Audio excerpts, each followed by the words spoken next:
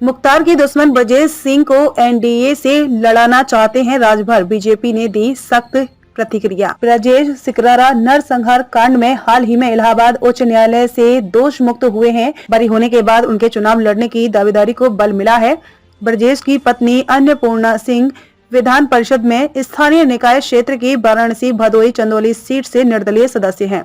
लोकसभा चुनाव में सुबह सपा गाजीपुर लोकसभा सीट से माफिया ब्रजेश सिंह को प्रत्याशी बना सकती है। पार्टी अध्यक्ष ओम प्रकाश राजभर ने शुक्रवार को मीडिया से बातचीत में कहा कि यदि राष्ट्रीय जनतांत्रिक गठबंधन की सहमति मिली तो ब्रजेश उनकी पार्टी के टिकट गाजीपुर से चुनाव लड़ेंगे। उनके इस बयान के बाद बीजेपी की तरफ से प्रतिक्रिया आई है। भाजपा प्रदेश अध्यक्ष भूपेंद्र सिंह चौधरी ने कहा कि भाजपा में किस सीट से कौन चुनाव लड़ेगा, इसका निर्णय पार्टी का पार्लियामेंट्री बोर्ड तय करेगा। बोर्ड के निर्णय के बाद ही आगे की कार्यवाही होगी।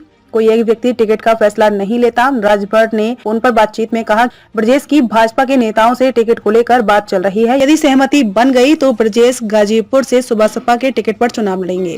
बता दें, सरकार की ओर से पिछले दिनों माफिया की जारी सूची में ब्रजेश का भी नाम दर्ज है। मुख्तार के बाद अब ब्रजेश सुबह सपा के विधानसभा चुनाव 2022 में सपा के साथ गठबंधन के बाद माफिया मुख्तार के बेटे अब्बास अंसारी को मऊ से चुनाव लड़ाया था। सपा से गठबंधन टूटने के बाद ओम प्रकाश राजभर ने कहा था कि सपा के कहने पर उन्होंने अब्बास को टिकट दिया। अब लोकसभा चुनाव में राजभर मुख्तार के सबसे बड़े दुश्मन ब्रजेश सिंह को गाजीपुर से चुनाव लड़ाने की तैयारी कर रहे हैं। गाजीपुर से माफिया मुख्तार के भाई अफजाल अंसारी सांसद थे। 2019 लोकसभा चुनाव में उन्होंने बसपा के टिकट से चुनाव लड़कर भाजपा के मनोज सिन्हा को हराया था, लेकिन अफजाल को सजा होने से उनकी लोकसभा सदस्यता रद्द हो गई है।